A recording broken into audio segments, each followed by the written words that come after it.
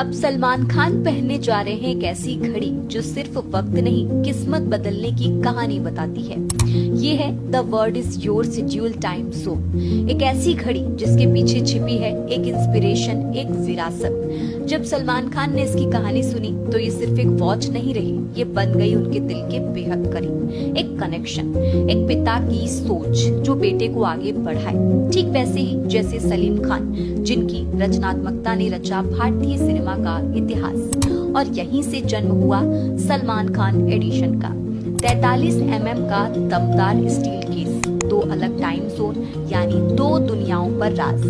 Dial पर केसरिया और हरा जो सिर्फ रंग नहीं, देश की पहचान है। 6 बजे पर उनके इनिशियल्स और पीछे उकेरा हुआ नाम, एक लिगेसी का निशान। ये सिर्फ एक घड़ी नहीं, ये है वक्त को अपने नाम करने का एहसास, क्योंकि द वर्ल्ड इज योर्स।